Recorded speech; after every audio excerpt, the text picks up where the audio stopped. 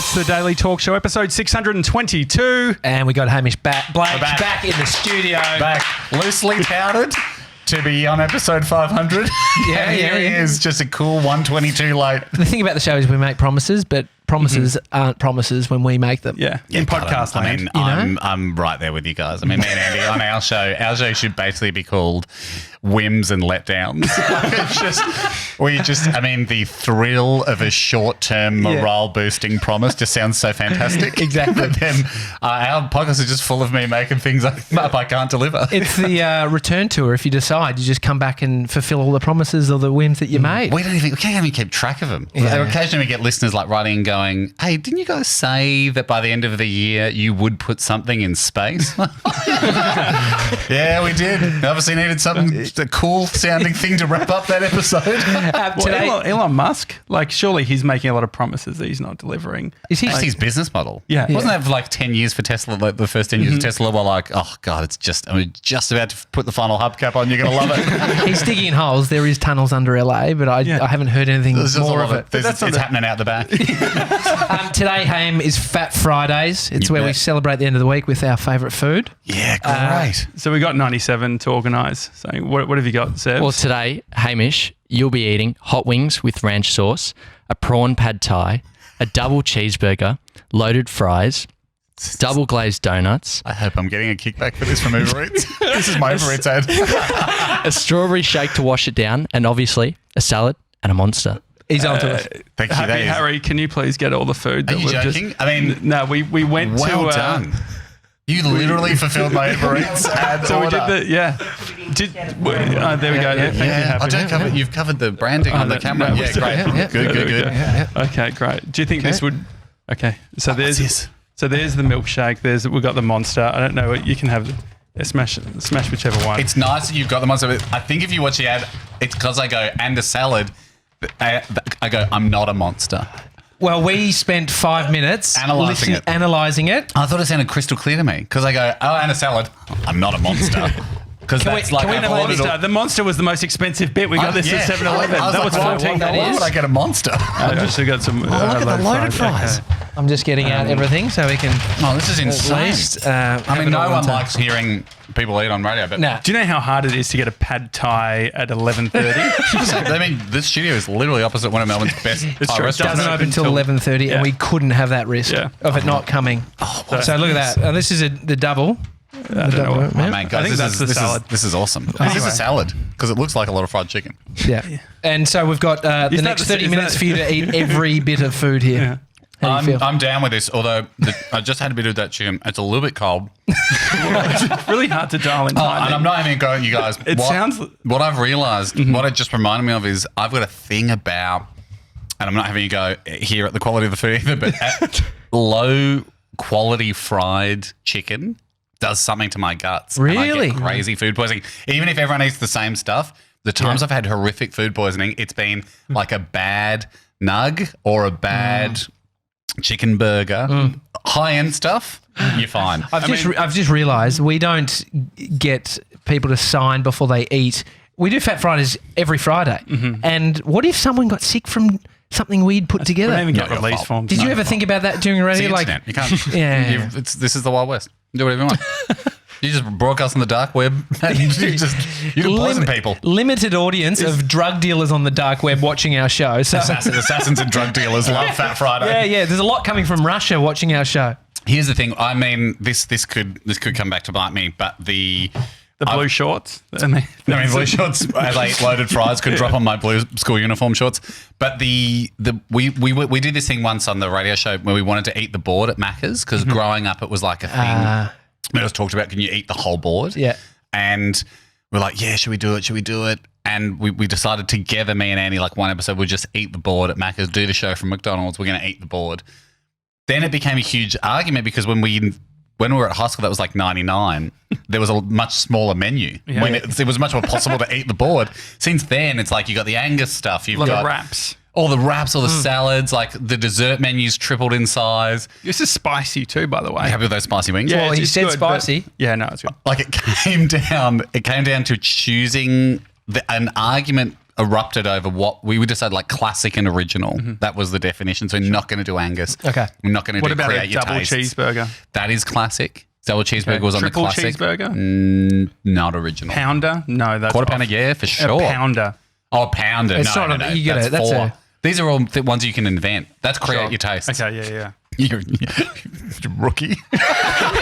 Do you remember the board? Do you remember the creator? So I did an Instagram. I've never spoken about it, but I did an Instagram post maybe about 5 you years did ago. too about how impressed you were. I was just like so pumped about it. It was the first time I said, "This is a game changer. This is going to be the next McCafe." and it was very much Yeah. unsponsored content. And it was. And then you were emceeing a Maccas event. Yeah.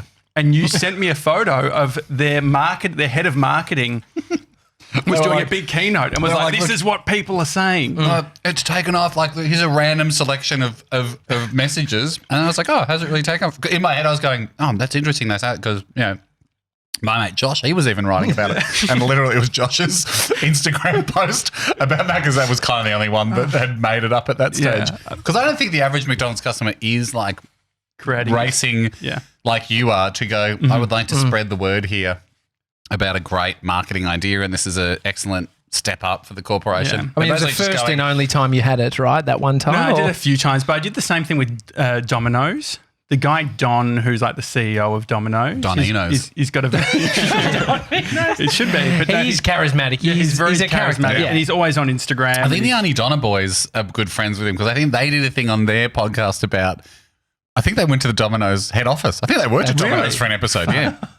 Well, That's a dream. Yeah, no, but he's very charismatic, and he got me on. They started doing these all natural thick shakes. Yep.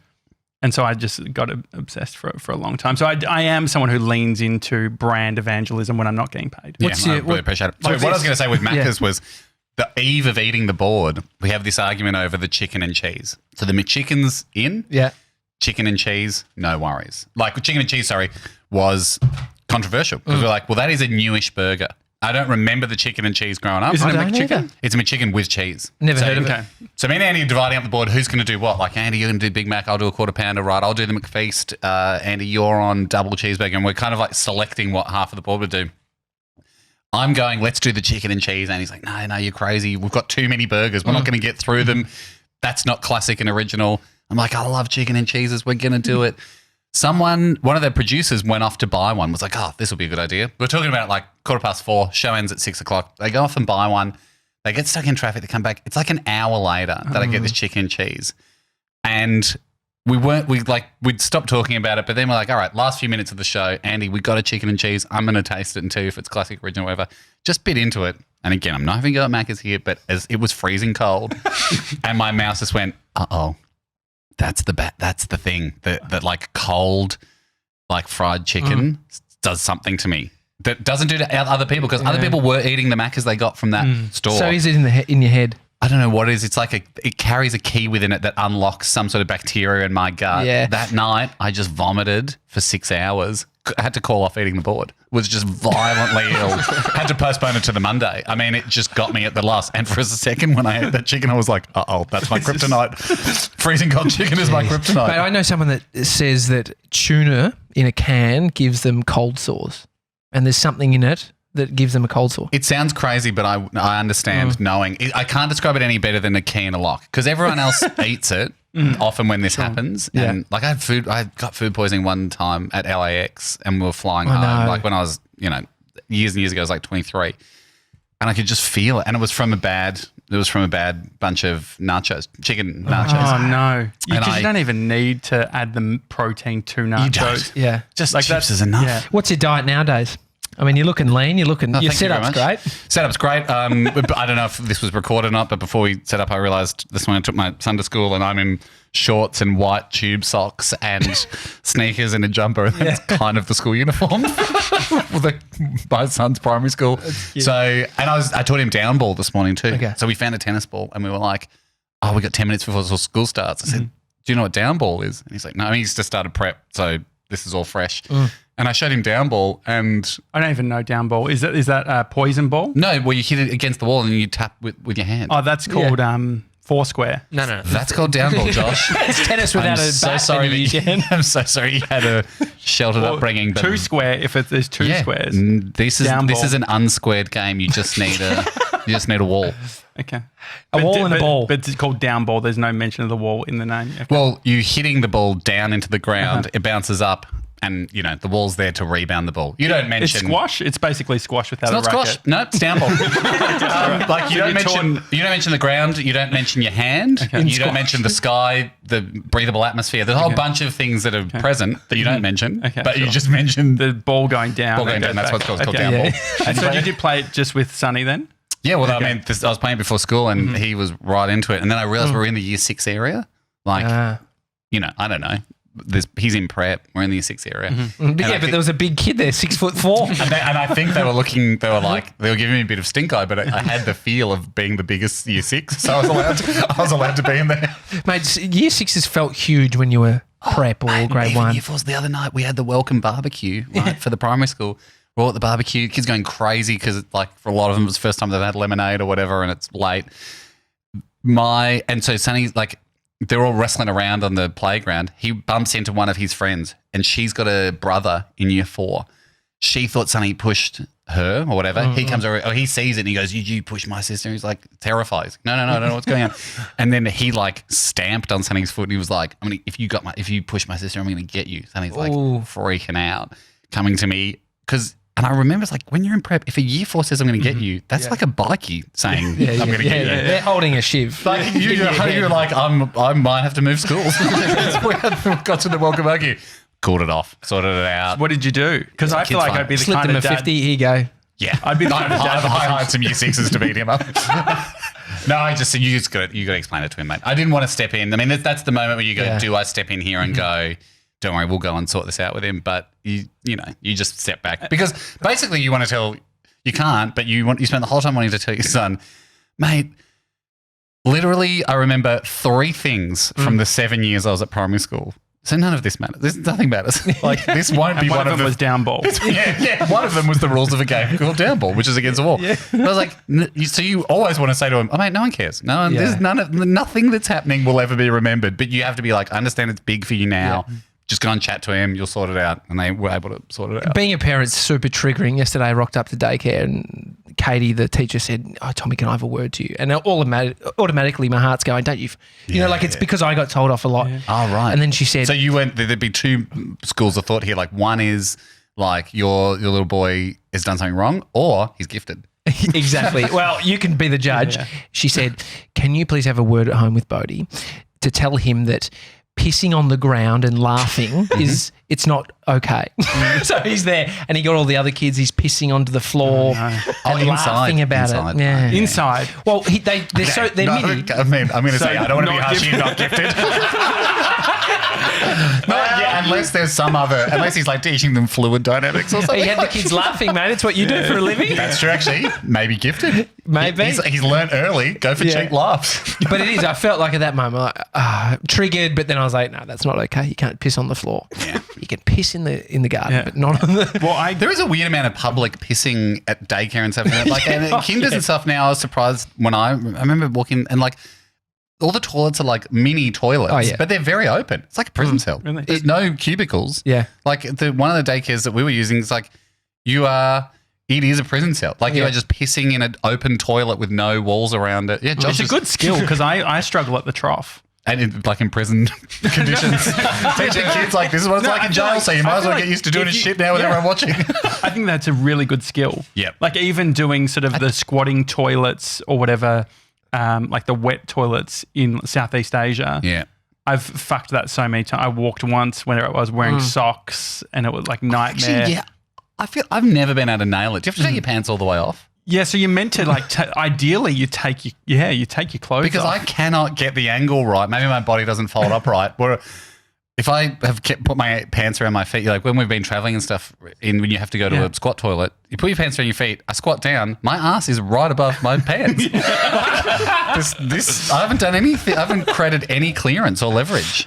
Yeah. I think you got to take your pants off. And then I feel like you need a handle in there to lean back on. Do you talk to, when you have a kid, do you talk about toilet stuff? Because I feel like I'm 29, but I'm still extra cautious about getting piss on my shorts. And I've got this fear, always trying to. I remember Googling it many years ago and worked out that if you just tap your gooch after you piss, you can get any extra little bit of fluid that's potentially there. I actually think this is gross, but I think physically you're never going to completely empty the tube, are you? Well, I feel like that's a new look on life. Isn't the actual muscle that stops you from coming down? I feel like that's right back up in your body. It's right in there. Yeah. So aren't you? It's that thing you have with a straw, like with a milkshake, where you put your thing over the top and you can get a straw full of fluid. I feel like you're always kind of that's So we've all got So we've all got a little bit of piss in us. I think you're just always going to have it. I mean, you've got to try and use shake. You can use paper if you want, but I reckon no matter what you do. Something's going to get out. Well, so what we're talking about is young. They don't understand. They haven't been affected. You get middle age. You care about it. Yeah. As you get older, you don't give a shit. You're pissing yourself. Whatever. Probably peaks around about your teens, doesn't it? You care about. But the general rule is you just go watch out for where it's got germs in it. Don't touch the public toilet lids. Just be careful. Don't touch anything in here. Okay. Even though urine is sterile.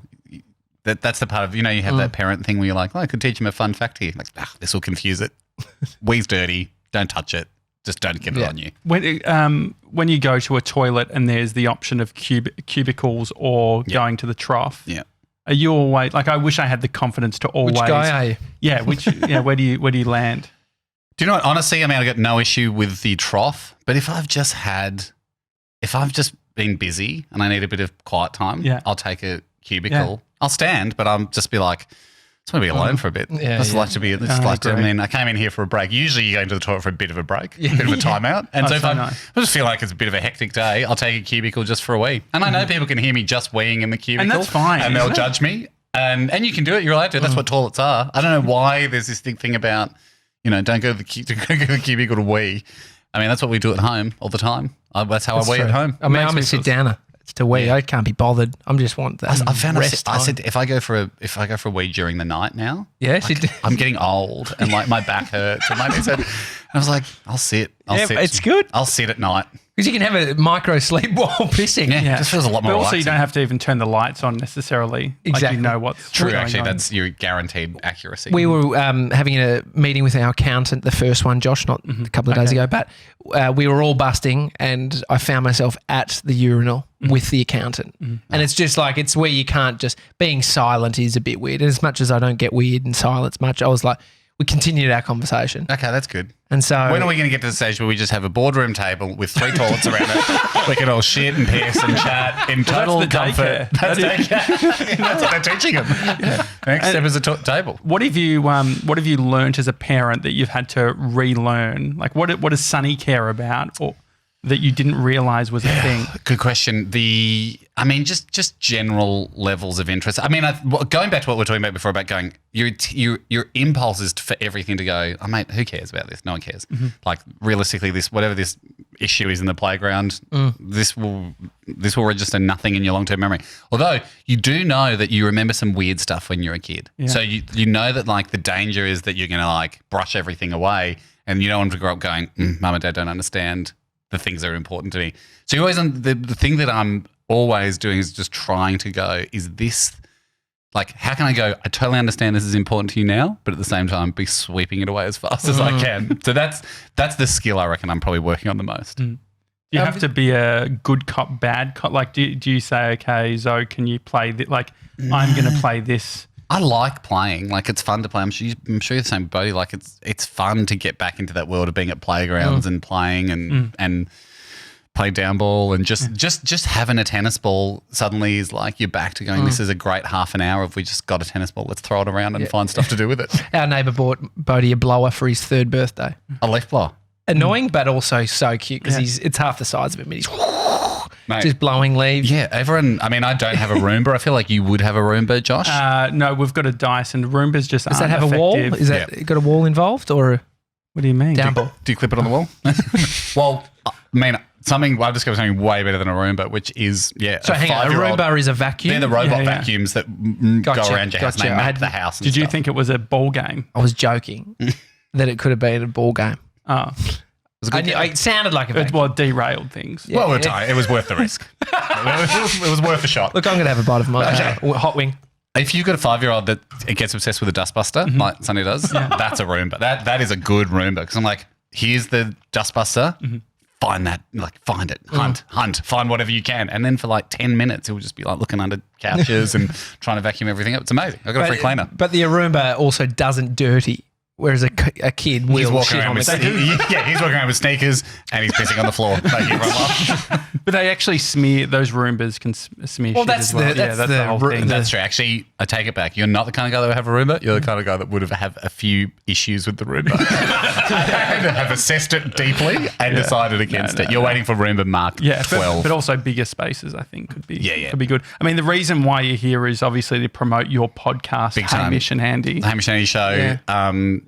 Get it from your favourite podcast pipe. Get it all podcasts are piped. I mean, you've managed to have a career where you can start. When's the first episode? March? Usually we launch at March Eve, which of course is the 29th of Feb. But this year we've had to push it just for a few logistic issues into next week. March 6th, I think, is next Thursday.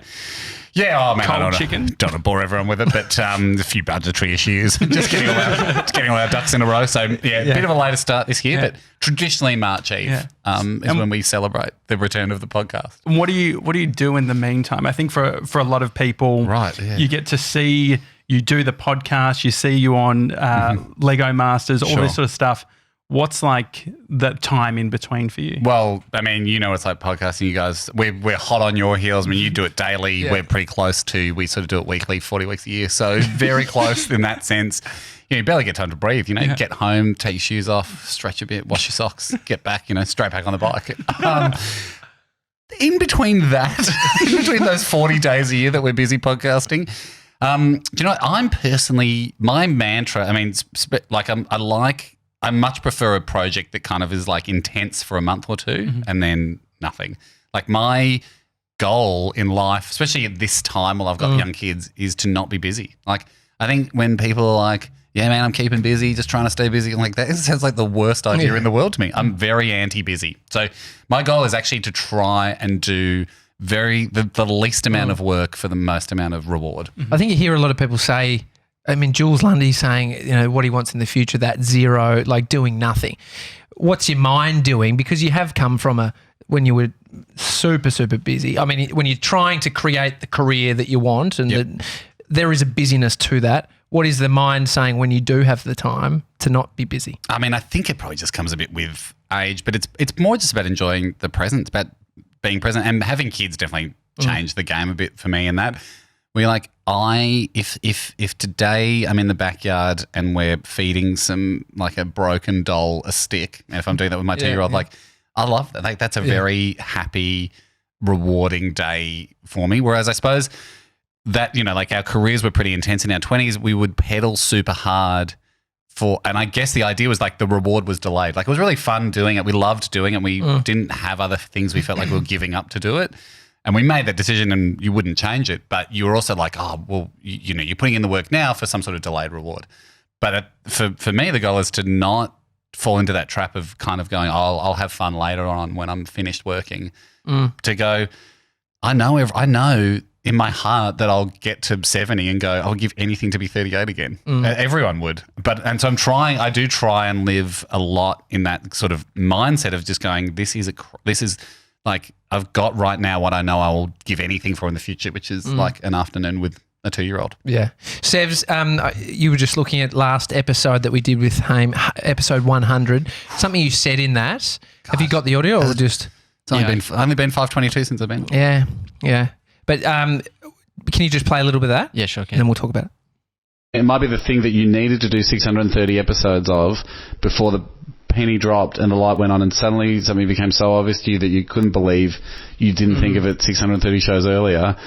But so basically you're 8 off and then we're done. The show's finishing in 8 episodes. I wonder what it's going to be. what's the penny? What penny's going to drop? Well, and also, why does it sound like we're on AM radio? No, we were back 100 episodes. I was actually very nervous because we specifically don't get 97 to play audio. But can we just say you did well? This is good, mate, This feels like this is like slick. Let's pull up the archive. And it sounded like a flashback. The reason it sounded like 97, I feel like I want to justify the reason why it sounds shit is because you played it through the transcriber, didn't you? Yeah. So we have a transcriber. Yeah.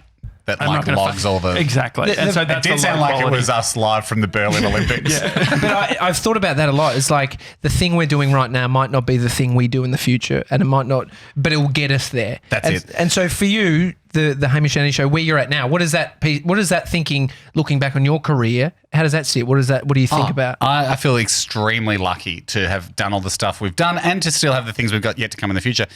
For me, a big part of life is basically like the stories you get to tell, like your adventures, your memories.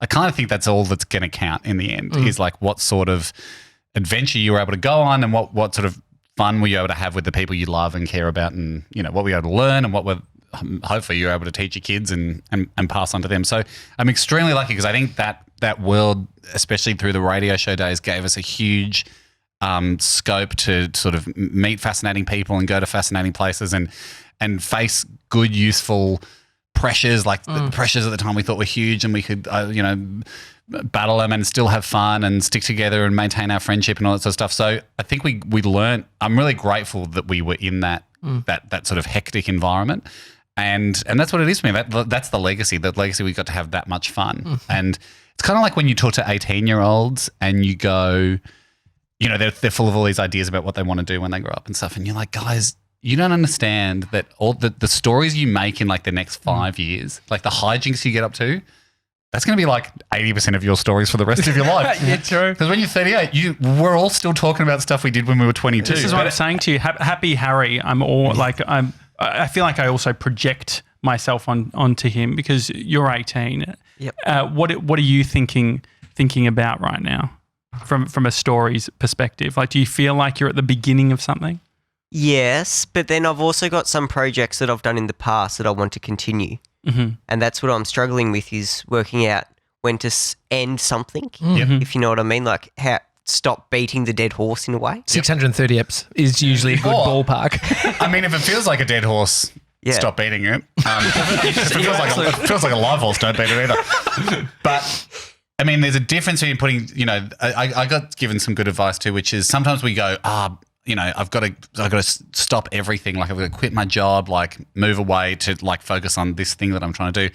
You usually don't have to do that. You usually do have time to do the new thing, but you're scared or there's a fear, not necessarily you, Harry, but like generally there's a fear holding us back. So we sort of blame the other stuff that's in our life for holding us back for the thing we want to do. When realistically, we've probably got time, almost certainly got time to do both. Yeah. Because as we all know, like one good solid hour, especially in our industry of work, is you can write a whole concept for a TV show, or you could like come up with an idea for a film, or like 1 hour of producing a great idea could set you up for years. So you've always got an hour. It's not that you have another job doing something you like that's getting in the way of that magic hour. It's just that you are using your other commitment as an easy excuse to why it hasn't happened yet. So I got given some good advice too, which is like, if you're onto something good, like you don't have to put it in an early grave. That's your brain's not waiting for you to quit all the things that you're enjoying doing and that are working for you to do something else. You can do both things. You can be a lot of different people. Do you think we listen to more people when we're younger? Like, I guess parents and old friends. Do you think that you've gotten better at sort of finding your own voice? Or maybe you do. I think you it's that thing. If you start out whatever field you're in, I suppose you start out imitating what you think is good, and then just over time you realise that's what everyone does, and then eventually you find your own voice in whatever that is. Whether you're like a doctor or an author or whatever it is, you eventually find your own voice. And I think the closer you can get to that who you are, you would just be a lot more satisfied in life. Do you think that do you start to realise, like I feel like we're a construct of all the shit that's obviously already happened to us. So you're like, that thing, like Tommy always picks up that I correct him anytime he says a word wrong or anything like that. Yeah. And he's like, that's Lynn Janssen, because my mum would always I said advertisement once in a film And she said, "Oh, it's advertisement. That's the American." That's the last time you saw it. And so there's all those types of things. I feel like, Harry, you've got the pressure too. You've come from a country town. Yep. You're studying in Melbourne. Mm-hmm. Do you feel the pressure of like, okay, mum and dad of, supporting me here? Got to do everything I can to make the most of the opportunity. A lot of that. There's a lot of that feeling. And I suppose that's the funny one. It's like, because would I be right in saying, Harry, you're like, I've got to do a good thing. Like I've got to, everyone asks you probably, what are you going to do? Like, what are you going to do with your life? What are you doing next? So you have this feeling of like, oh, I've got to have a plan. I've got to impress everyone with my plan and my next step. But what I was saying before about like you always feel like telling 18-year-olds, like, it doesn't really matter what your plan is. Like just ferociously find something that you love doing. And it's an old cliche, but you get into it, fail a lot. You don't get into it to fail. You think you're going to kill it, and then you do fail. Then you're like, oh, this is a disaster. But it's all that stuff that you realize when you're like 28 was the funnest part of you being an 18-year-old, because you thought the world was going to end and it didn't. And everyone has their own versions of those stories, but of course you don't. You're never going to like write a film with the express hope that someone at Screen Australia tears it up and laughs and says you'll never work in the film industry. Like no one wants that feeling. But if something like that did happen and then you kept going with filmmaking, and then when you're 30 you're in Hollywood, of course you look back on that and laugh. Yeah. So it's all that. It's just that stuff of going, it feels big now, and it is big, and I'm not diminishing it for people who are going through stuff, but it's, you always remind yourself that that's the stuff you're going to have a laugh about. Well, and there's also the convincing yourself of internally that you're on the right path, which whatever that means. It's like maybe, when you started Radio Karate years and years ago, what it is now and what it was at the start, did you even think about what it would become? Or no, and you never feel ready. Like I've never felt ready for any aspect. You looked ready on Lego Masters. You looked really ready, actually. You'd done the training when you were young. That was tricky because you got to look at the wall, and you might have noticed like a series of numbers on the wall. Yeah. That's actually a clock. So I have to be able to look at that and just juice time left in the challenge. Not a lot of people understand this. People just think it's random numbers. It's not. It's counting down in minutes, hours, and seconds. And I've got to be able to yell out the time. So it's tricky. It's really tricky. Real Lego Masters is very difficult. But I was ready for that because I had experience with clocks. But everything else I wasn't ready. I wasn't ready for in my life. Like, any like radio deal, I'd always be like, that's it. We're doing like 1 year. Like, I feel like this is crazy. We can't come up with 200 shows in a year. Like, I can't believe I'm signing this. That's it. No way. 1 year we're retiring. And we'd be like 24 and be like, that's it. After this, no way. Couldn't fathom doing more than that. And we just did that like 5 times. Then took a few years off, then did it another 2 or 3 times. So, but it just always felt like this is too much. Like I'm not ready. And I guess that was my trick of going, okay, well, it's just 1 year of like tricking myself into doing it. And then you get ready as you're doing it. That's certainly been my experience. I've never felt completely prepared for stuff. So, and I know waiting until I feel ready is like a guaranteed way to miss out on the fun of life. So my professional life, I've just probably spent tricking myself into, being terrified, and then also tricking myself into having to do something anyway, because you're going to be ultimately fine once you get into it. What have you learnt about being in a team? I do enjoy being in a team. I do. I think it has its pros and cons. I think teams work absolutely at their best when there are degrees of autonomy within the team. I think, Ricky Gervais's favourite saying of a camel is a horse built by committee is true. I think if everything is a group decision, teams are irrelevant and costly. But if everybody knows their role and their position, and more so loves and supports and like really values the other people's roles and positions, then teams can work phenomenally well. Like, that's when the sum is way bigger. The product is way bigger than the sum of the parts. So those are really fun environments to work in. And I kind of have loved working in the team too, because you constantly get taught that you're just not good at everything. And like even Lego Masters, for example, it's a bit of a different show for me to do, because I'm used to producing TV ourselves. Like, it's our production company and we are in charge. Like, if something happened and I went, I don't like this, I could stop it on a Radio Karate show, like on a Hamish and Andy show, because I own the company along with 3 other guys. So I ultimately could just be like, we're not doing this. on Lego Masters, if something happened that I didn't like, I couldn't stop it. I mean, they would listen to me because I'm the host, but they'd be like, well, you don't own the company, mate. They'd throw Lego at you. You're not even the producer, and you keep stealing all the Lego, so we could criminally prosecute you. But it's a funny environment where you're like, I don't have – so you would think that would be a more nervous environment to go, I don't have ultimate control here. But I've really liked that experience. It's a really different world, but I like just being the host. I turn up – what it's taught me is the people that are making that show, like we've got a producer called David McDonald, DMAC. He's so good at what he does. I don't know. I turned up obviously the first year to go, I have no idea how a show like this is made. I don't know how this is made. I've got a few ideas about how I could fit into it and what we could go for on screen and what the challenges could be and how we could make this fun. But I'm not in charge of making the show. And so I had to it was my first experience in a while of working with someone and like a team and a director and stuff that I hadn't really met. So it was a big leap of faith because I was so used to just working with my best mates from high school who you have a lot of like telepathy with and you bring a lot of shared history. So there's a lot of shorthand that we've developed over the years. And so suddenly you're working on a professional level with these people that you respect and admire, but you don't know if you're going to gel with. And what I loved so much about Lego Masters Season 1 was there were several times when arrogantly in my head I was like, I'm so right. This what we're doing is wrong. This isn't going to work. But they're doing it. And there was, we'd all voice our opinions and we'd go away where internally I was adamant it was wrong.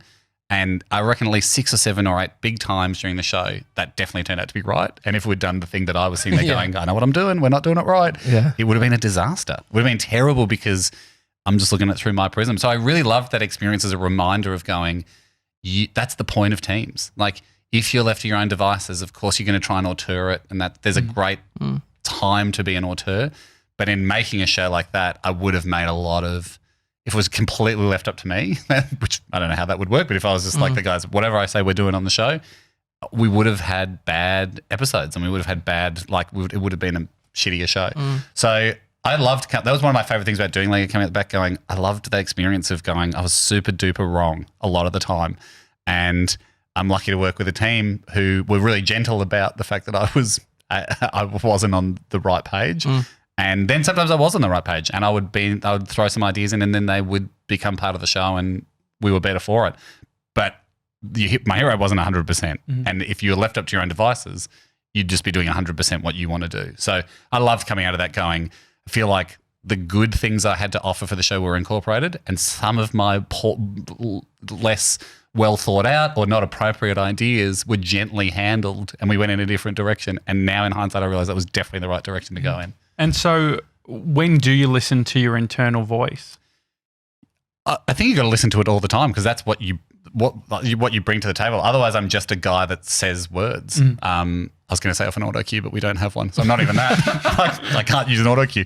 Otherwise, so do you struggle with an auto cue? I just don't like doing the same thing twice. So I'm a nightmare in the edit, I think, even for a show like Lego. Like if I have to redo an intro or something. How much have you, what is there being a specific moment where you've royally fucked continuity for them? I don't think I fucked continuity. There's definitely a thing coming up in this next season where I smashed something massive and you really only get one take at that, but I don't want to brag, but I nailed it. So no, I don't think I've destroyed it too badly, but yeah, I know if this is something that needs to be said properly, I'll put a lot of effort in to make sure I get it right because I just hate doing the same thing over and over again. But sorry, so the internal voice because the internal voice. So essentially, I learned that first season because I was like, going into it, I was like, this is a reality show. Like, should I be even doing this? Because I'm not. I've never really hosted anything, and so I've done stuff with Ando But like driving something and just sort of standing there and going, all right, it's all on me. I know I work well in an environment where I like to react to stuff and I like the chaos and the randomness of just having to react to things. That's kind of my preferred game. That's why radio is super fun because you can't plan 2 hours. You're just reacting for 2 hours and having as much fun as you can. So there was a bit of me going that was going, well, I don't know if my instincts are perfectly matched to this job because my instincts are reactive and you have to kind of be managing the vibe. You're kind of in charge of the mood when you're hosting a show like that. So you do have to, and I was like, well, I don't want to become Jeff Probst, but you've got to kind of be in charge of this room. But I was questioning my internal dialogue a little bit and And you know, I'm sure, and there were definitely parts in that first season where I was, you know, you're insecure and you're nervous if this is even going to work or it's going to be a show or if they made a mistake putting me in here, where you probably things pop into your head, but you don't say them because you're trying to play it a little safer. But the times where I would just go, oh, well, fuck it, and say stuff, you realize then watching the show back, that's the stuff that makes the edit, the stuff where you're kind of listening to your internal voice. So I think you learn to trust it, but you just don't hang on to it too tightly. So my method of working is like, I will just try a lot of stuff and we'll say a lot of things, but then if you don't put in the effort, I wouldn't. In the edit, I will totally understand because I'm not saying them because I'm like, these must go on television. I'm just trying to listen to my instincts and sort of do what I think is right in the moment. But I like working in a team where someone else picks what was the right thing in the moment. It's not me self-picking. Yeah. I think I've seen a real pattern in people that are able to pick out weaknesses that they have. Me personally, I can identify all my weaknesses. But I think I don't really have thanks, any. bro. Well, I mean, this works well then. Knowing your strengths, I think, is a tough thing. Yeah. Because it relies on this convincing of yourself to go, no, that I am actually good. It's not any self-doubt that could creep up to smash it down. How are you with identifying your strengths and weaknesses? I think I'm all right. I think I know what I'm good at, but the battle, I guess for anyone is to go, know what you're good at, but I think for anyone it's important to go, but I'm not flawlessly good. So it's say something like Lego is a kind of a great show. The reason I love doing it is it kind of fits the mold of what I think, where I think I can bring something to the table, which is I can say some stuff, but it's not flawless. And it's like it has a huge spectrum. Some is A+ and some is a big old D. And on a live show, everything's going to make it. So your big old fails are going to be a bit more obvious. But on a show where you're literally in a shed for 12 hours making Lego and you're speaking for 6 and the episode's 45 minutes long, a lot of stuff's going to hit the cutting room floor. So I'm like, that suits me well because definitely everything I'm going to say is not great, but some of it hopefully is good enough to make it in. Do you then start to realize, okay, all these conversations that you had previously with Radio Karate where you've had control, do you think that going into those types of projects where you can make the decisions, do you think that you would be more detached now? Yeah, but that's what, possibly yes. Even after Lego, maybe a bit more so. But I think one of the reasons we work well at Radio Karate, so it's me and Andy and Tim and Ryan, is we do have very different brains and we happily hand over tasks to other people to do. And we've got so good at not making, when we actively aren't the committee, we've got good, I think, at letting go of some of the arbitrary things we all have to be in here or we're going to think of an idea. It has to be at 9 o'clock. And it's, the things we realize don't count in the end, sort of arbitrary adherence to rules and norms and traditions of work. That was the stuff I realized. I think early on we were like, well, some of us don't work that way and that's totally fine. What we care about is getting a good show on TV. And a part of getting a good show on TV is coming up with a good idea.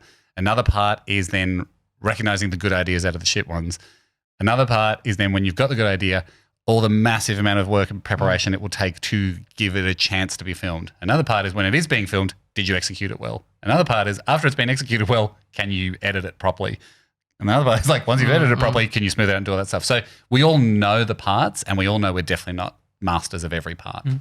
A lot going on. Michael Bungay Stania, I was talking to you about him the other I ordered day. the book. It hasn't come yet. Oh, really? Which one? The Coaching Habit or the new that's one? not out yet, is it? Oh, no, The Advice Coaching Trap. Habit Advice Trap comes out tomorrow. Gotcha. But I did order. These sound like great books. Yeah, and so anyway, They are great books. I did a bit of the coaching thing. I thought it would be fun if TJ, you could coach Hamish, and we could just see how it goes to end the show. All right. So, Hamish, how are you? He doesn't he's start good. normally. I'm building in banter. I'm building in some banter. I'm doing it my way, not MBS I'm with on the banter. fucking ropes. Really great question. Well, I guess if I measure up my father's expectations of me, no, I'm good. I feel pretty good. I feel pretty good. What's the biggest challenge for you at the moment? Biggest challenge, for some reason, it's time management. Even though I'm not doing heaps, that's a bit of an embarrassing challenge. But I'm practicing. I'm practicing with a few different ways of structuring my week. Bit of a life change. I want to be there for pick up and drop off for my little boy at school, but I should still have a bit of time around that with podcasting once a week. Yeah. to create time because I'm in a bit of a blank slate at the moment. Like we don't have too many commitments coming up. Annie and I will hopefully do another travel show in the not too distant future. We do love doing that. That would be a huge call to pretend that that's a pressing issue though. So I've got space to figure out what a fun new project could be. My challenge is protecting the space. What else? Oh, he's good. Not getting sick from that one bite of chicken that I had. Yeah. That's a huge challenge I can feel happening internally on a microbiological level. Yeah. So I've got my microbiome is fighting that. If I do get sick, I'll need more time. What else just being a better dad, being a better husband. That's important to me. I think the more time you put into that stuff, the more results you'll get. Not always great results, but it's certainly, if you do want to be a better dad and you do want to be a better husband, it relies time and attention. So that's on my mind. What would be the brave thing to do? Brave thing to do would be to tell my wife that she was very right about an argument we had this morning about processed porridge versus uncut steel cut oats. I like the sachets and I'm allowed to have them because I'm a grown-up, and she's never questioned that. But then the kids see me having them and they want the sweet porridge. I mistakenly thought that there was about 10 grams of sugar per 100 in the sachets. I think there's about 20. So it is a lot of sugar to give your kids. You also put sprinkles on and that's on the steel cut oats. Okay, so sure. You're right. And so Zoe goes to a lot of effort to make them, and then it became a bit of a thing this morning because they're just tired at the moment. They melt down at breakfast time, and in my head I went, it's not a big deal today to just give them sachet porridge. And then it's not really good food for them. It's pretty sugary, and I was like, yeah, I get it, but I'm giving it to him anyway. And so the brave thing to do would be like, you're 100% right. And I pride myself on knowing, being numbers man and facts man, and I thought it was about 10% sugar, and then I looked it up later, and it's about 20% sugar. The sachet porridge. I mean, and steel cut oats, to be honest, is about 3% sugar. So you know what? Honestly, the brave thing to do would be like, yeah, we can rejig. We can rejig the porridge situation. Any questions, Josh? No, that was perfect. That's good. Thank you. No, you've given me something to think about now. Yeah. Call Zoe right now, I'm please. driving home to tag team with her to look after my daughter, and I'm going to have a little porridge conversation. Hamish Blake, thank you for coming on the show. Thanks for having me, guys. It's the Daily Talk Show. Actually, Harry... We didn't even talk about buying your camera. Oh, yeah. He wants to buy the 1DX, which is great. Okay. Harry, do you have any... only for a steal. Mates rates. Well, the Uber Eats integration, we're getting 10 grand, so we could... there was no You've integration. actually done really well there. No. Any questions on television very quickly? Harry, go for it, man. How do you go? So like, not travel guy, gap year. Yep, gap year. How do you make sure you don't because part of it is showing the differences between our culture and their culture some of the time. True. How do you make sure you don't offend that culture when you're reacting to how they? Yeah, I guess that comes down to a level of degrees and probably more just human decency and sensitivity. It's a good point because we don't. I mean, it probably happens before we even get close to doing stuff with people. We certainly don't want to offend anyone. And we also don't want the tone of the show. I think it would be a double whammy. Like it wouldn't be funny and it would do damage. It's not the kind of thing you want to put into the world to just – the whole point is to try and laugh at what we've got in common rather than highlight the differences we have. So it probably comes down to like when we're doing our research and kind of like going, okay, well, we're going to find a monk that runs across water or whatever. That seems like a fun thing to go and do.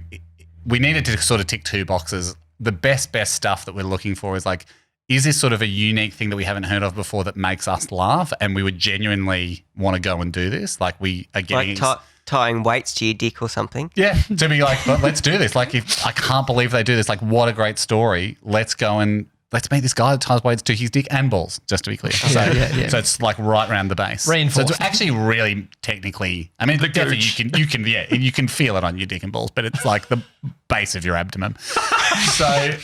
And that's how that guy was able to lift like 300 kilos, which is an insane deadlift, let alone dick lift.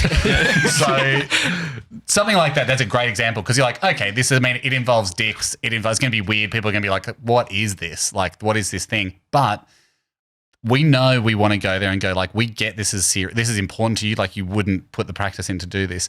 We want to make sure that when we turn up, we're seeing something that genuinely to us is fascinating and fun, but it only works if we're having fun with the person that's doing it. Like we genuinely and generally are finding people that are making their own fun.